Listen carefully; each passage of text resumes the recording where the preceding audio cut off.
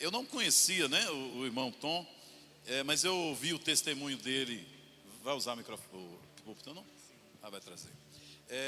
E eu vi o testemunho dele. O Edmilson carinhosamente me ligou: pastor, se você quiser receber meu irmão aí, eu quero sim, com muita alegria.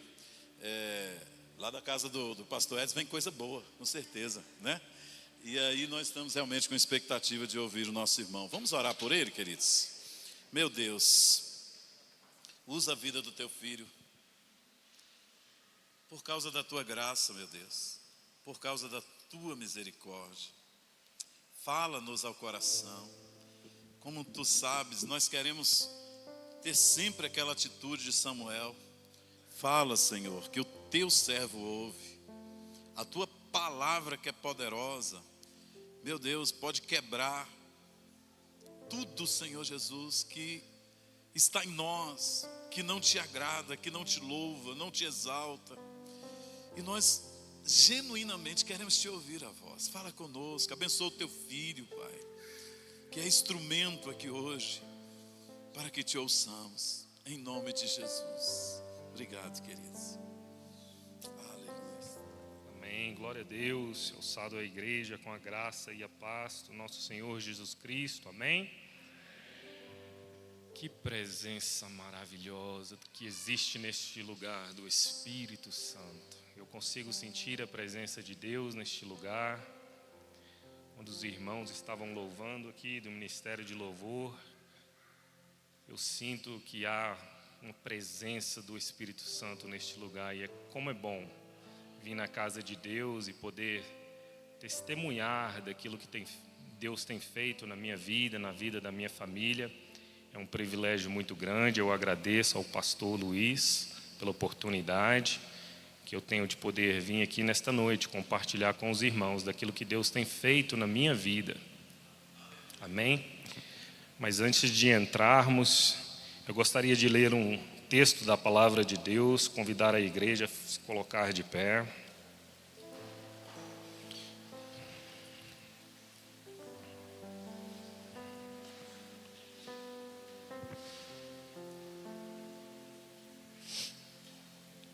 Podemos abrir as nossas Bíblias no Evangelho de Mateus, capítulo 26. Nós vamos ler ao versículo 36 até o 39.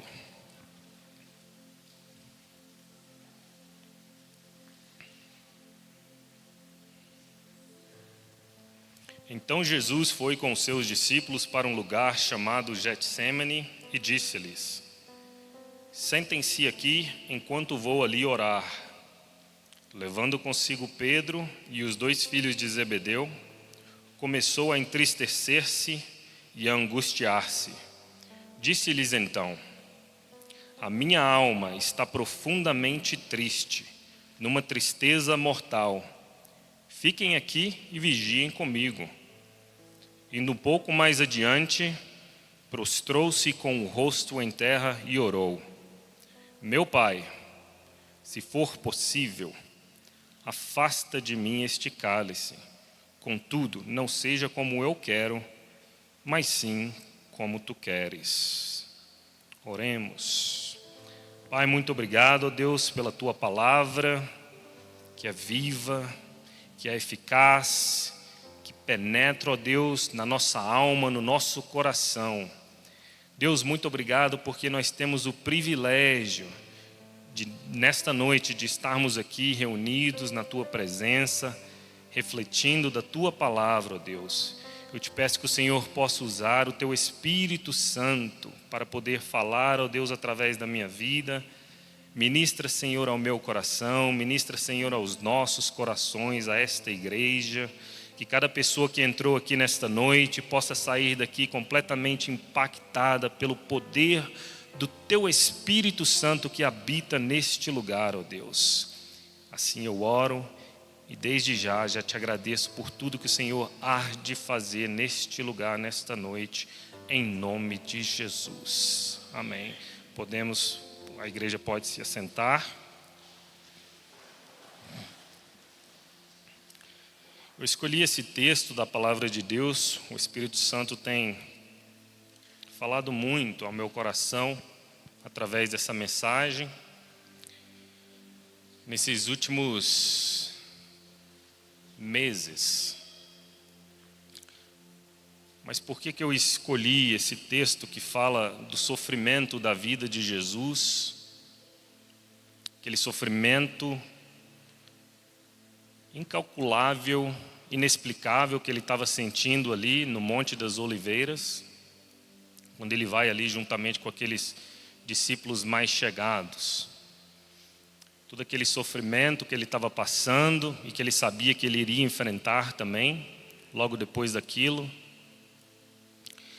E eu peguei esse texto da palavra de Deus que o Espírito Santo tem falado ao meu coração e decidi compartilhar com os irmãos, porque existe um vínculo muito grande que eu sinto no meu espírito, na minha alma, que é ligado a esta palavra de Deus, a essa história que acontece aqui. Mas antes de aprofundar nesse texto da palavra de Deus aqui com a igreja, eu gostaria de compartilhar com a igreja algo que aconteceu na minha vida nesses últimos 7 anos,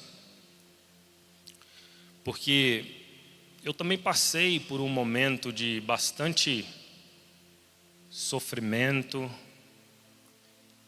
Eu enfrentei também um processo de morte na minha família, que foi a perda do meu filho e até mesmo a minha morte espiritual. Com a perda do meu filho, eu confesso que eu fiquei bastante deslocado, afastado, completamente morto espiritualmente falando, né? E eu gostaria de compartilhar com os irmãos nessa noite. E tudo começa há 20 anos atrás, quando eu decido sair do Brasil, me mudar para um país bastante distante do Brasil, me mudo ali para os Estados Unidos. A conquista de um sonho pessoal, querendo me tornar um grande e excelente músico. Era muito jovem na época, isso há 20 anos atrás. Eu tenho 41 anos de idade, apesar que parecia um pouco mais novo, eu acho.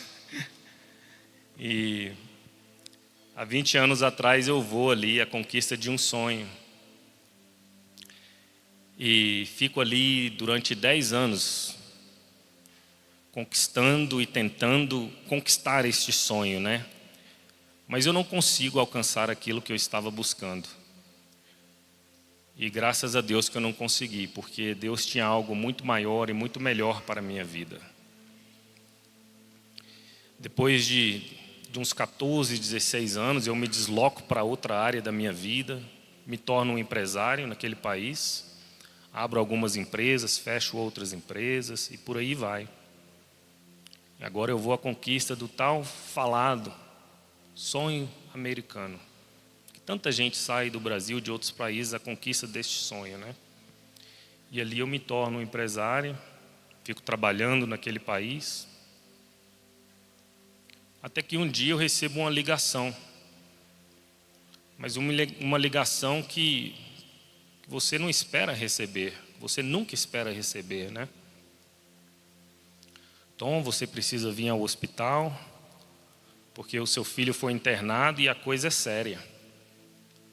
E ali eu corro para o hospital, chego lá. Eu sou levado a uma sala pequena com 2 médicos, né?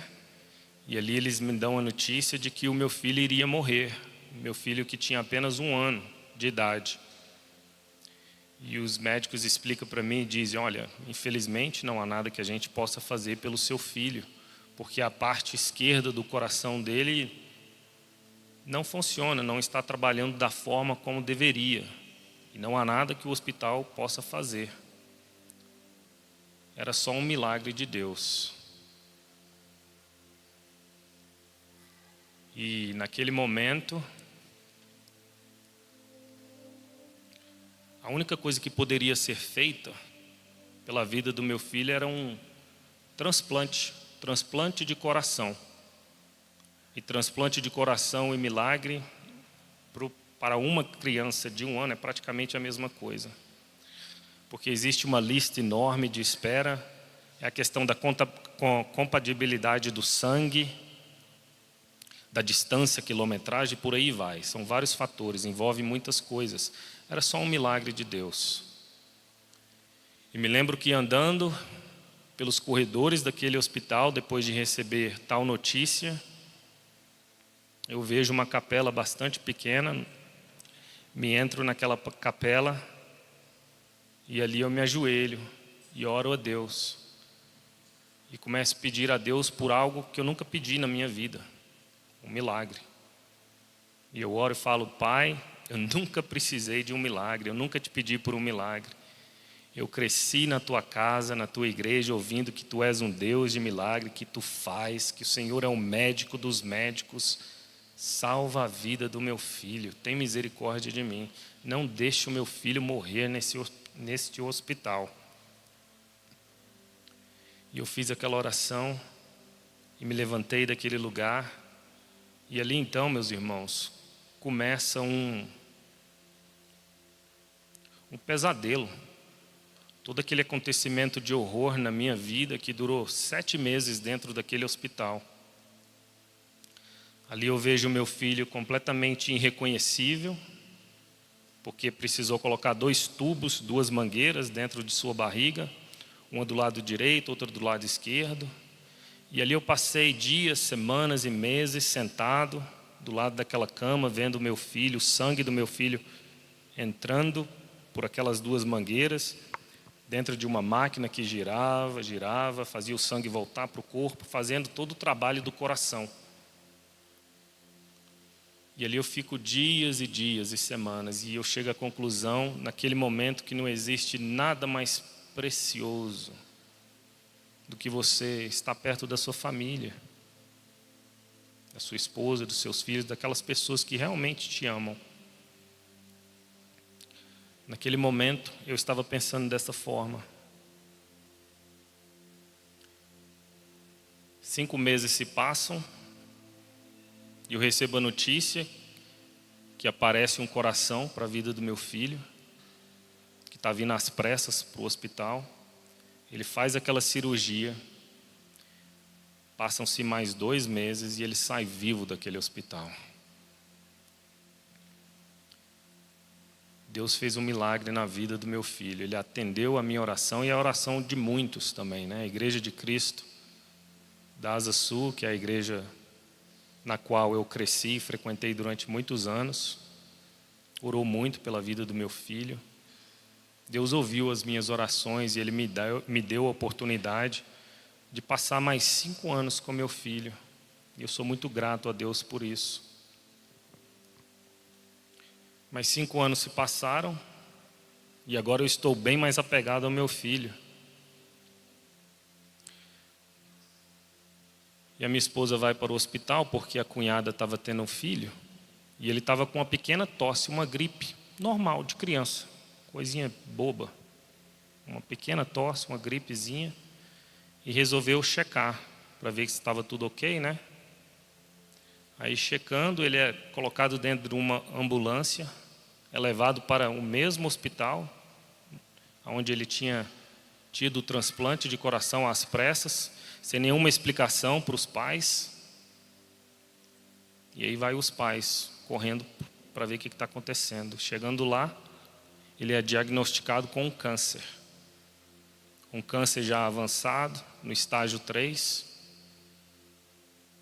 Um câncer que não tem nenhuma explicação, sem nenhum histórico familiar do pai, da mãe. Não dá para entender. E ele vai para aquele mesmo hospital.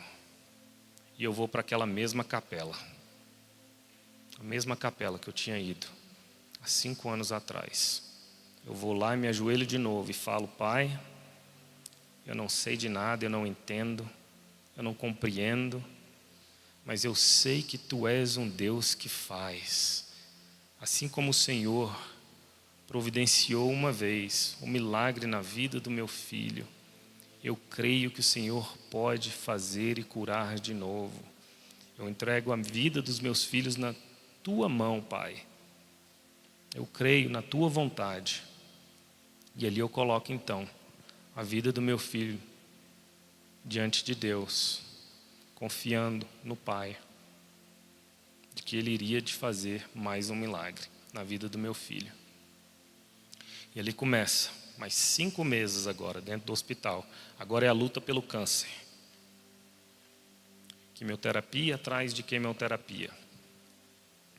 E na última quimioterapia que ele teve, deu uma alergia no corpo do meu filho, algo que não dá nem para entender, porque não é algo que acontece. O médico que tinha feito o transplante, que já tinha acompanhado, já sabia de todo o histórico, chega para mim e diz o seguinte: olha, tem 40 e poucos anos de experiência como médico e é a segunda vez que eu vejo isso acontecer. Uma alergia que queima o corpo dele, 80% do corpo dele fica queimado, parecendo que está na carne viva, cheio de bolhas. Não dá para entender. E um dia eu estou ali na sala daquele hospital, juntamente com o meu filho, e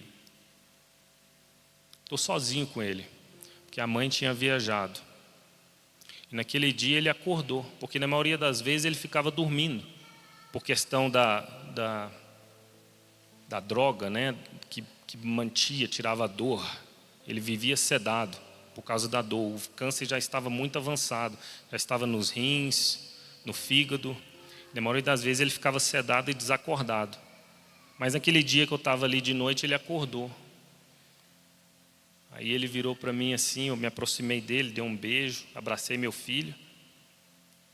Ele falou: papai, eu quero ir para casa.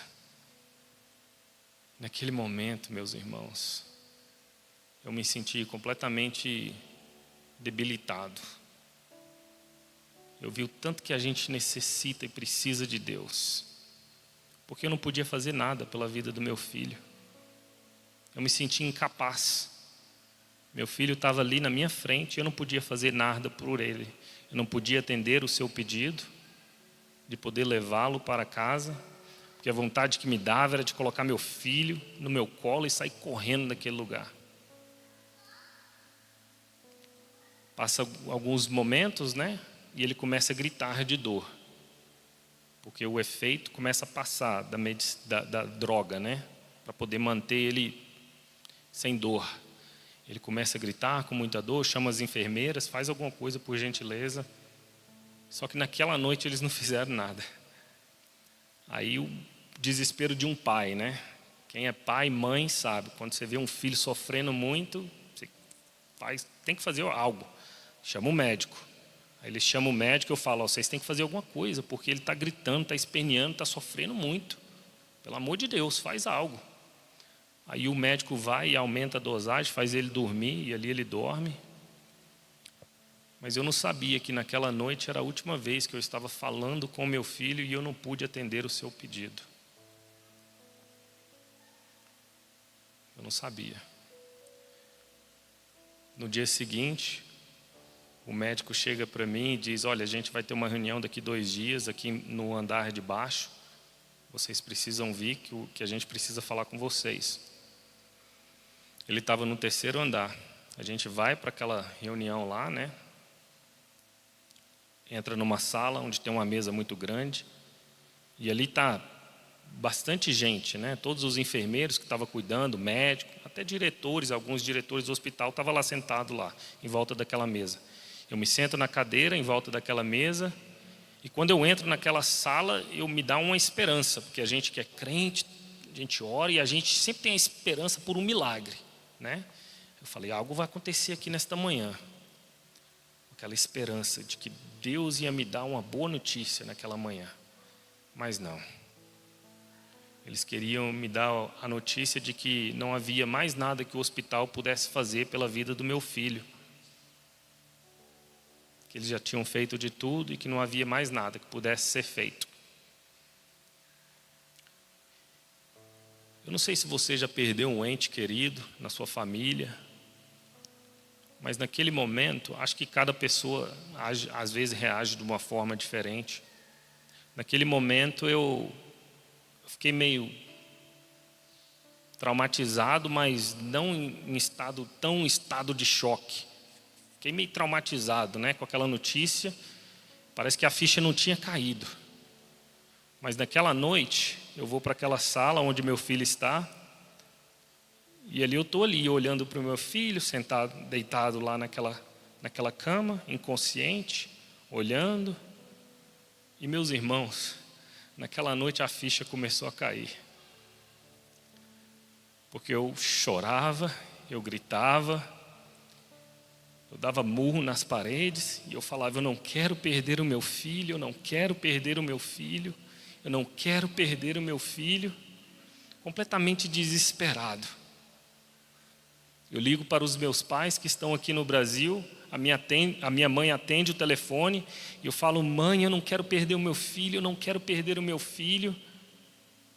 Eu acredito que a minha mãe desaba do outro lado, passa o telefone para o meu pai, que está aqui presente nesta noite.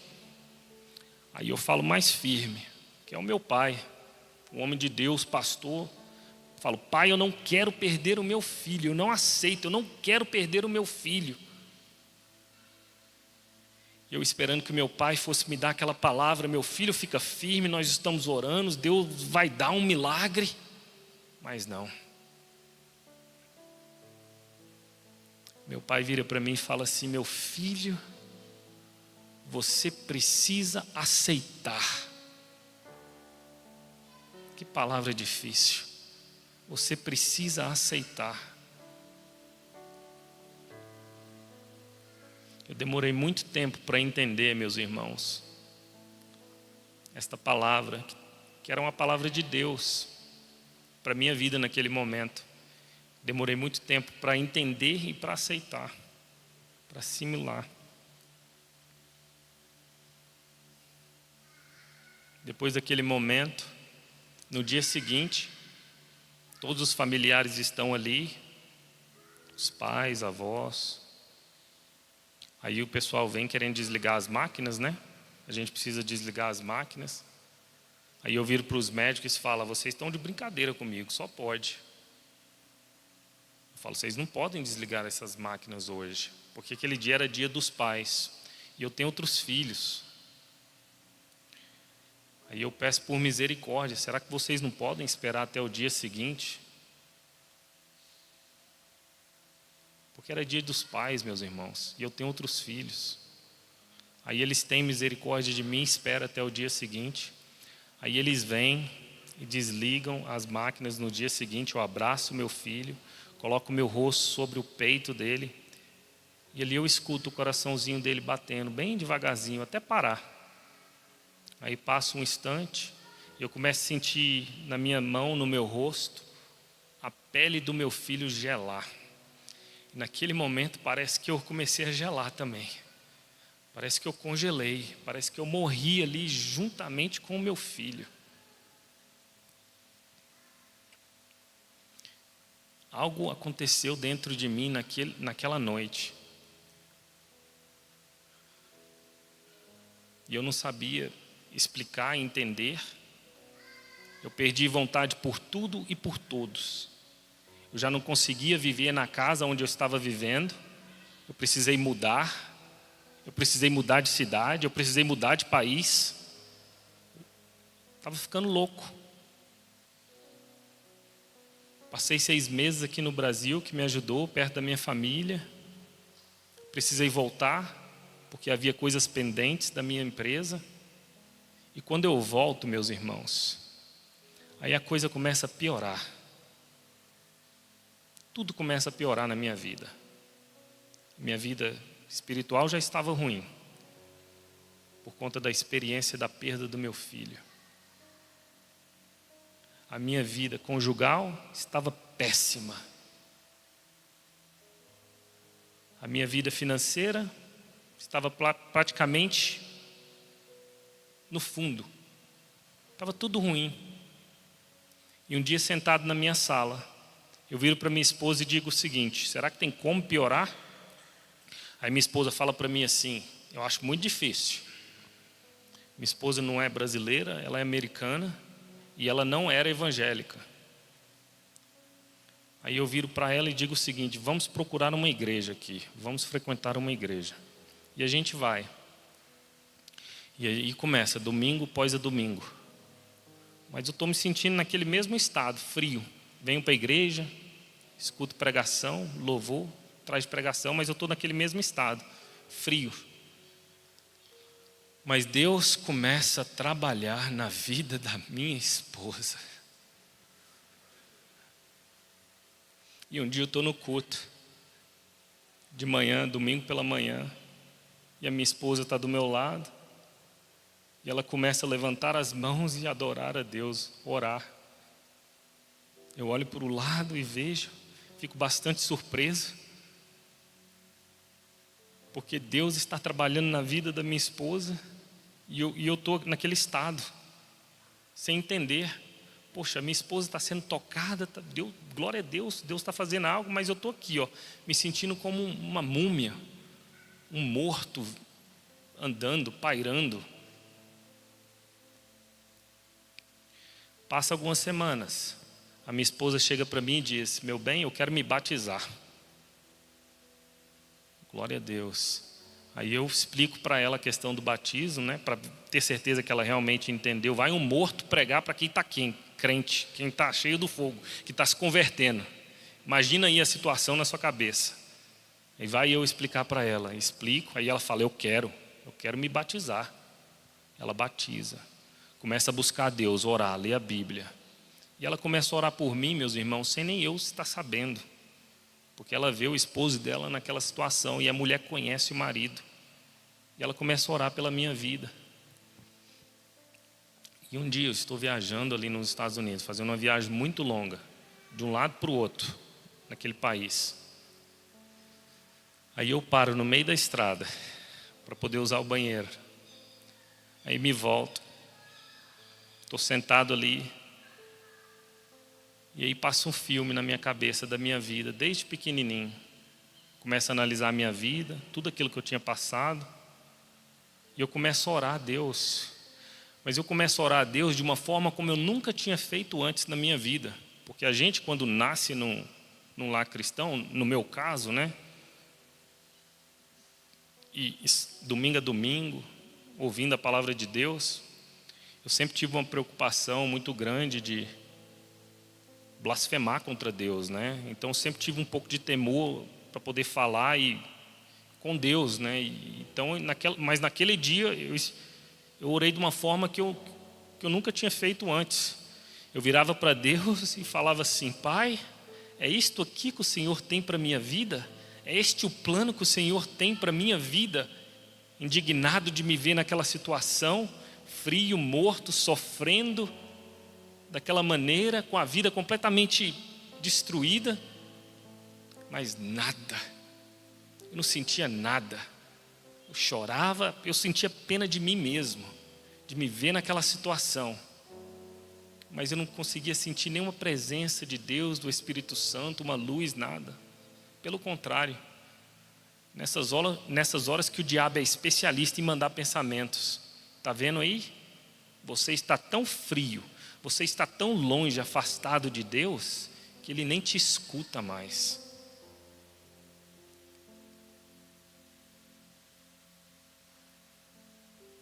Passou um dia, nada. Passou 2 dias, nada. No terceiro dia, meus irmãos, é no terceiro dia que as coisas acontecem. No terceiro dia, eu estou dirigindo ainda. Eu sou tomado pelo poder, pela presença do Espírito Santo naquele lugar, meus irmãos, que eu não conseguia dirigir, eu tive que parar. Tamanho era o poder de Deus naquele lugar. Eu estava sendo invadido pela presença de Deus na minha vida, naquele lugar, meus irmãos. E ali eu parei, e eu me ajoelhei, e a única coisa que eu conseguia fazer naquele momento era pedir perdão. Eu me senti tão pequeno, porque a presença de Deus era tão grande naquele lugar, que eu só pedia perdão. Todos aqueles pecados que eu lembrava, Pai, me perdoa. Perdoa por isso, e aí vai a lista. Perdoa. Tem misericórdia de mim, tira esse sofrimento que está dentro da minha alma, do meu coração. Me mostra, Pai, o teu propósito para a minha vida. E aí, meus irmãos, algo muito esquisito começou a acontecer na minha vida a partir daquele dia. E vai o segundo dia, e aí vai aquela sede, desejo de ler e de ouvir a palavra de Deus, algo que nunca tinha acontecido antes, daquela forma, daquela intensidade, uma fome, um desejo, algo completamente inexplicável. Eu queria ouvir, eu queria comer da palavra, eu queria dormir ouvindo, acordando ouvindo, e só lendo a palavra de Deus, lendo. Aí eu comecei a lembrar daqueles versículos antigos que eu ouvia quando era pequenininho. Parece que tudo começou a vir na minha cabeça. Mas só que agora tem algo muito esquisito acontecendo dentro de mim. Porque aqueles versículos que eu ouvia e agora eu estou lendo, estou ouvindo, começa a fazer algo completamente inexplicável dentro da minha alma, do meu corpo. Vem com um poder, com uma explosão que não tem como explicar. Eu sou tomado pela presença de Deus, uma fome, um desejo inexplicável. E eu espero uma semana para poder comentar com a minha esposa. Eu volto para casa, aí eu chamo a minha esposa lá na sala. A gente conversa muito no sofá. Eu falo, meu bem, eu tenho algo para te dizer. Eu tive uma experiência com Deus e foi algo tremendo. Mas só que agora é diferente, meus irmãos. Porque agora eu não estou morto mais. Agora eu estou tomado pela presença de Deus. Porque o Espírito Santo estava dentro de mim e estava queimando dentro de mim. E eu começo a ministrar sobre a vida da minha esposa na minha sala. E ela é tomada pelo Espírito Santo, ao ponto que ela começa a chorar. Que eu fico até meio um pouco, tá tudo bem, minha esposa? Eu pergunto para ela, tá tudo bem? Mas ali ela é batizada pelo Espírito Santo. Mas olha como Deus é, meus irmãos. Ele pega a vida da minha esposa, que nem evangélica era. Ele poderia ter usado a vida do meu irmão. Eu sou muito apegado ao meu irmão, pastor, lá da Igreja de Cristo de Águas Claras. Ele poderia ter pegado a vida do meu pai, um homem de Deus. Não. Deus olha para a vida da minha esposa e diz, é você que eu vou usar. É você que eu vou usar. Ele usa a vida da minha esposa para poder orar por mim, me abençoar. E depois Ele usa a minha vida para ministrar sobre a vida dela. Quando Deus faz, Ele faz a obra por completo. Deus é maravilhoso. Ele mudou a minha vida. Ele me ressuscitou. Porque eu estava morto espiritualmente. Ele me reviveu. E se Ele fez isso com a minha vida, você pode ter certeza que Ele pode te dar algo muito mais do que aquilo que você tem buscado. Porque o nosso Deus, meus irmãos, é o Deus do impossível. Ele pode todas as coisas. Ele pode te dar muito mais do que você possa pensar ou imaginar. Ele é inesgotável em amor. O seu amor é incalculável. A sua misericórdia é inexplicável. Ele é poderoso. E Ele é maravilhoso. Ele mudou a minha vida. E meus irmãos, a perspectiva que eu tinha de Deus, ela mudou. A perspectiva que eu tinha da minha vida, ela mudou. E a perspectiva que eu tinha da morte do meu filho, ela mudou.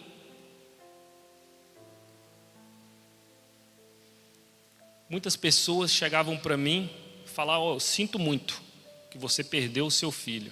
Fiquei sabendo, sinto muito que você perdeu o seu filho. Deixa eu te dizer algo. Você só perde uma pessoa quando você não sabe aonde essa pessoa está ou com quem ela está. Eu sei aonde o meu filho está e eu sei com quem ele está. E eu sei aonde estou e eu sei para onde eu irei.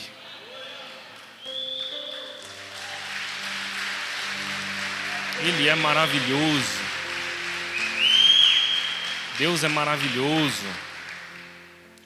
Mas, meus irmãos,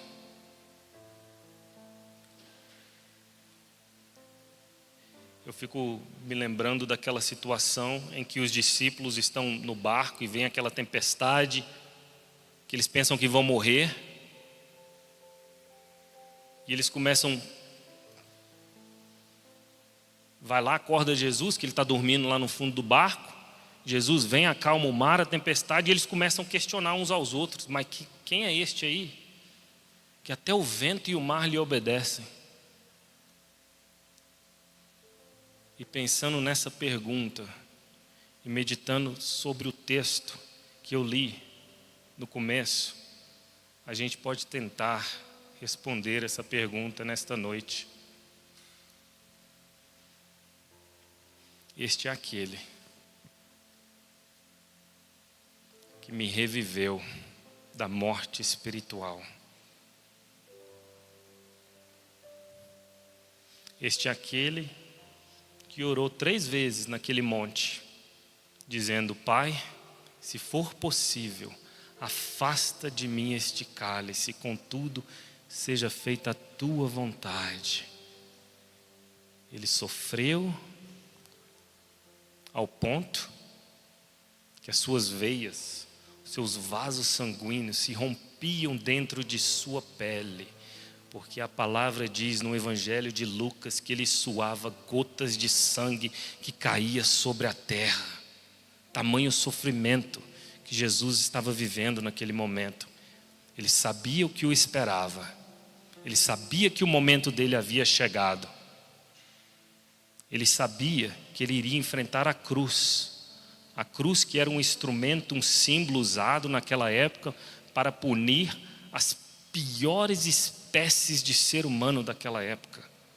Os criminosos, assassinos, marginais. Jesus sabia que a cruz o esperava, que ele enfrentaria todo aquele sofrimento.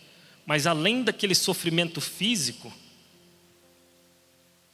que era muito grande, pior, ele sabia que ele enfrentaria o abandono, o desamparo de Deus.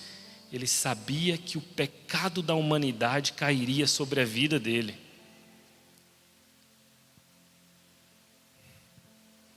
Este é aquele que divide o tempo no meio. Porque tudo era antes dele e depois dele. A era antes de Cristo e a era depois de Cristo. Este é aquele que marca a história da humanidade. O maior acontecimento da história deste planeta que foi registrado é a morte de Cristo na cruz do Calvário. Ele marca o tempo. Este é aquele, meus irmãos,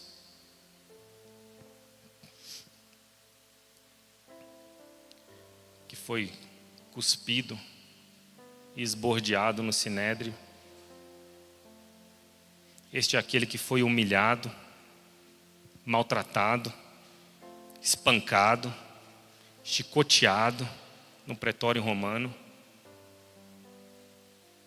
Este é aquele que andou pelas ruas de Jerusalém, debaixo de uma multidão, gritando: crucifica-o, crucifica-o. Este é aquele que é levado a Pilatos, questionado por ele, zombado por Herodes, humilhado. Este é aquele que a multidão perde a liberdade de um assassino chamado Barrabás e pede pela punição, pela crucificação de Jesus, sendo ele santo e justo, inocente. Este é aquele que não tem nenhuma condição física porque o seu corpo está tão fragilizado, ele foi tão espancado e humilhado e maltratado, que ele não tem condição de carregar uma viga que eles jogam sobre a sua costa, ao ponto que os soldados têm que pedir um homem chamado Simão para poder ajudar Jesus a carregar aquela cruz até um monte que era chamado Monte das Caveiras. Este é aquele que foi cravado, as suas mãos foram cravadas, os seus pés foram cravados. Ele foi crucificado no leito vertical da morte. Este é aquele que a palavra de Deus diz que ele exclamou dizendo: Eli, Eli, lama sabactani, isto é, Deus meu, por que me desamparaste? Por que me abandonastes, ó Pai? Este é aquele que bebe sozinho o cálice amargo da ira de Deus. O castigo estava sobre ele, o pecado da humanidade estava sobre ele. Este é aquele que, mesmo ele estando naquela situação, ele tem a capacidade de pedir por aqueles que tinham colocado ele naquela situação, ao ponto que ele ora ao Pai dizendo: Pai, perdoa-os porque eles não sabem o que fazem. Este é aquele que foi zombado naquela cruz.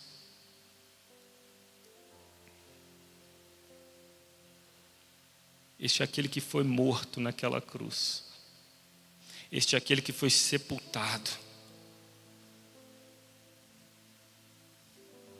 Mas este também é aquele que pega todo aquele acontecimento de horror, de pânico, de sofrimento, de humilhação, e ele transforma em um instrumento da sua própria salvação. Ele entrou nas entranhas da morte. Ele matou, ele massacrou, ele derrotou, ele venceu a morte, meus irmãos. Onde está, ó morte, a sua vitória? Onde está, ó morte, o seu aguilhão? Ele vence a morte, ele vence o mundo, ele vence o pecado, ele vence a cruz e ele ressuscitou ao terceiro dia. E ele ressuscitou em um corpo incorruptível, em um corpo imortal, em um corpo glorificado, e ele está vivo, sentado à destra de Deus, o nosso Pai, e ele vive para sempre, para sempre, para sempre e para sempre e para sempre, pelos séculos dos séculos. Ele está vivo e ele está aqui nesta noite, através do teu Espírito Santo que habita dentro de mim e dentro de você, meus irmãos. Ele é poderoso. Não existe gigantes, não existe enfermidades, não existe mundo, não existe criaturas, não existe demônios, nada, nenhuma força da natureza, nada pode contra o seu poder e a sua glória, porque ele é mais poderoso e ele é mais grande do que tudo e do que todos, meus irmãos. Ele venceu a morte, ele vence o mundo, ele vence todas as coisas, e ele está vivo e ele habita dentro do meu coração, dentro do seu coração, através do Espírito Santo que habita na sua igreja. Aleluias. Ele é o pão da vida que desceu do céu. Ele é o Yeshua. Ele é o Adonai. Ele é o Shalom. Ele é o El Shaddai. Ele é a raiz de Davi, o leão da tribo de Judá. o Jeová Jirê, o Jeová Rafá, o Messias, o Eu Sou, Jesus Cristo, Filho de Deus, o próprio Deus, Senhor dos senhores, Rei dos reis, Santo, Santo, Santo, Ele é santo, Ele é santo, Ele é santo, santo, santo, maravilhoso conselheiro, Deus forte, Pai da eternidade, Príncipe da paz, Ele é o sol da justiça, a brilhante estrela da manhã, Ele é o alfa, Ele é o ômega, Ele é o princípio e o fim, Ele é o primeiro e o último, Ele é aquele que era, aquele que é e aquele que há de vir. Ele é a ressurreição em carne, com um corpo glorificado. Ele é o Verbo que se fez carne e habitou neste mundo, habitou no meio da humanidade. No princípio era o Verbo era Deus, o Verbo estava com Deus, Ele estava no princípio com Deus. Todas as coisas foram feitas por intermédio dEle, e sem Ele nada do que foi feito se fez. Nele estava a vida, e a vida era a luz dos homens. Ele é o caminho, Ele é a verdade, Ele é a vida, e ninguém, absolutamente ninguém vai ao Pai a não ser por Ele. Meus irmãos, Ele é o único, o mediador entre o Deus e os homens, não existe outro, é somente através dele, da cruz. Ele amou o mundo de tal maneira que deu seu único Filho unigênito, para que todo que nele crê não pereça, mas tenha a vida eterna. Ele é onisciente, Ele é onipresente, Ele é onipotente, Ele é onisciente, porque Ele sabe de todas as coisas, Ele tem todo conhecimento. Ele é onipresente, porque Ele está em toda parte. Ele é onipotente, porque Ele pode todas as coisas. Porque Ele tem todo o poder, Ele é o poder em pessoa, meus irmãos. Podemos dizer como Paulo,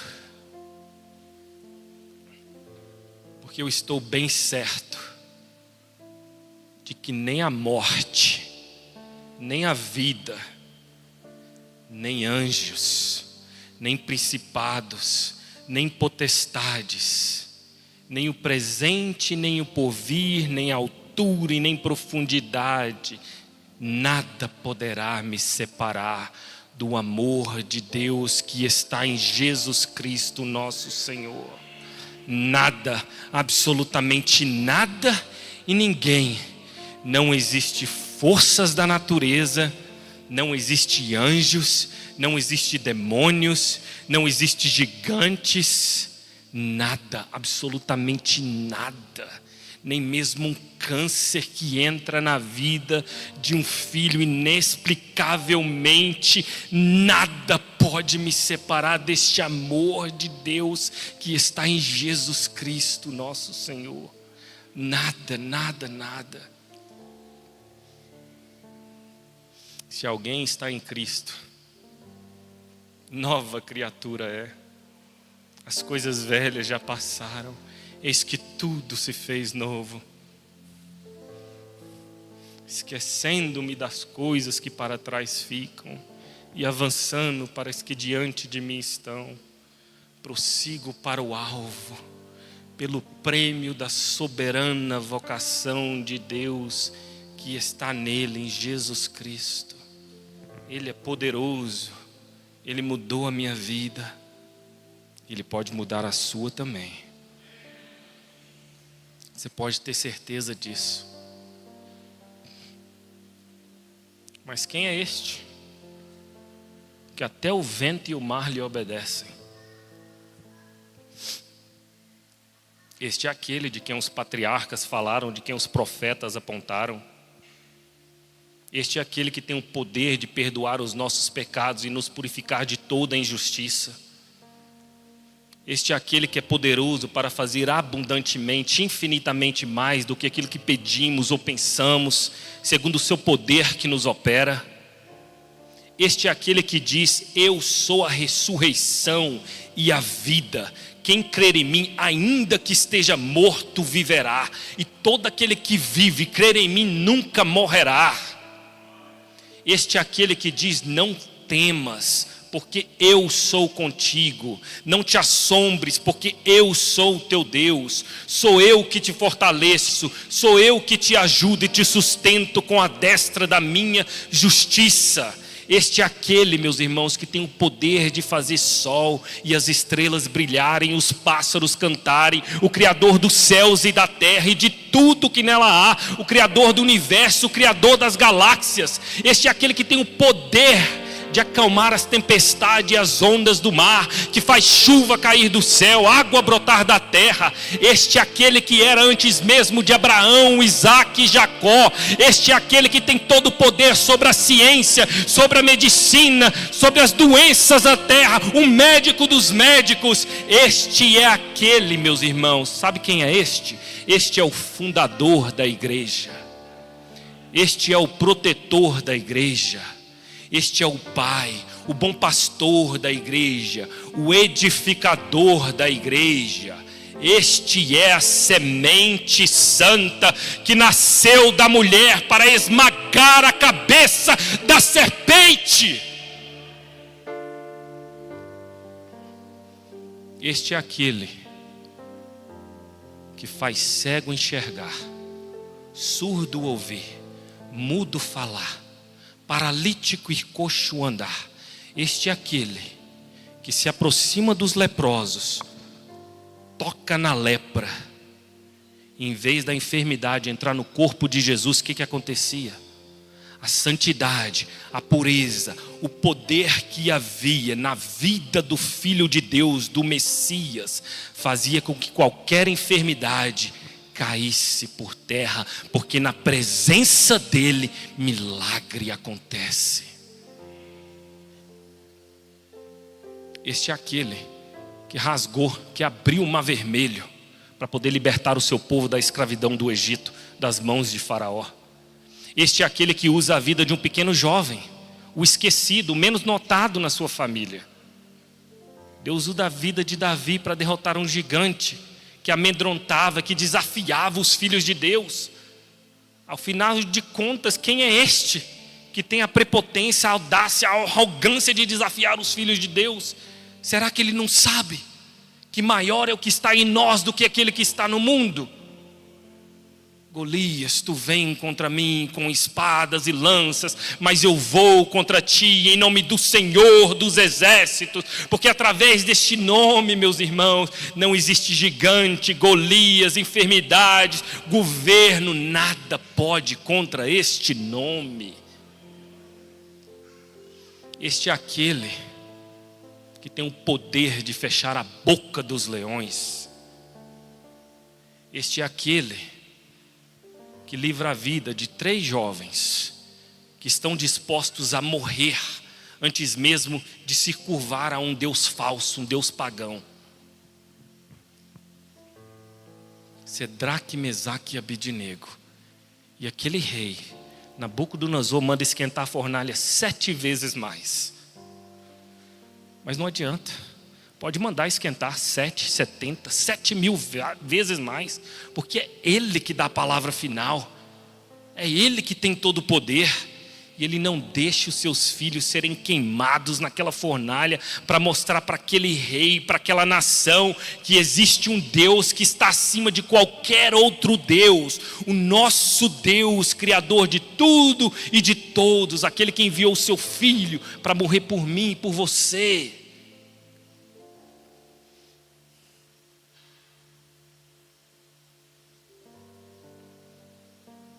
Este é aquele que vai até o túmulo de Lázaro, mesmo sabendo que ele já estava morto há 4 dias. E chegando lá, ele pede para remover a pedra, porque ele não quer saber se está fedendo, se tem 4, 5, 10 dias. Remove. E ele diz: Lázaro, vem para fora. E a morte escuta a voz de Jesus. E aquele homem que estava morto há 4 dias, ele ressuscita, ele levanta, ele começa a caminhar para fora, porque é Ele que tem todo o poder, a palavra dele tem todo o poder. Esta palavra é viva, ela é eficaz, ela não morre.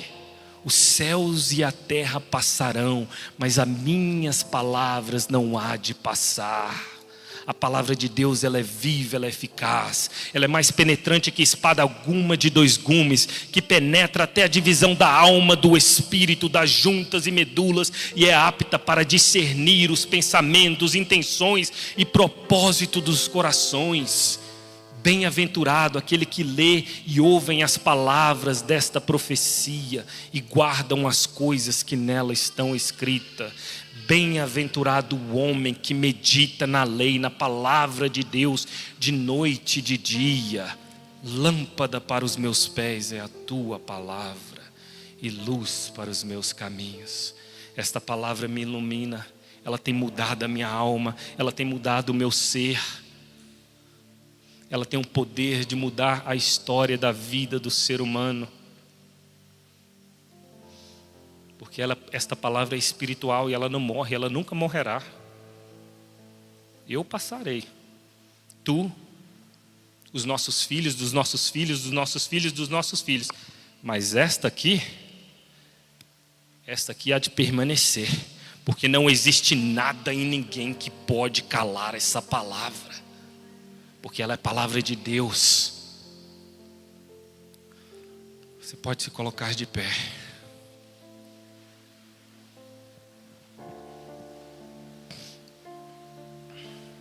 Que Deus abençoe a sua vida, a sua família e esta igreja, em nome de Jesus. Vamos orar. Pai, muito obrigado, ó Deus, pela tua palavra, que sempre, ó Deus, fala ao meu coração, à minha alma. Esta palavra que arde, que queima dentro de mim, ó Deus. Obrigado porque eu sou praticamente movido, tocado pelo teu Espírito, pelo fogo que existe nesta palavra, que é a palavra de Deus. Obrigado, ó Deus. Guarda, Senhor, essa palavra nos nossos corações e que podemos sair deste lugar com a convicção de que Tu és o Deus que ressuscita mortos. Assim como o Senhor me ressuscitou um dia da morte espiritual, o Senhor pode nos resgatar e nos mudar e nos dar uma nova história. Eu te louvo e te agradeço em nome de Jesus. Amém. Que Deus abençoe a sua vida em nome de Jesus.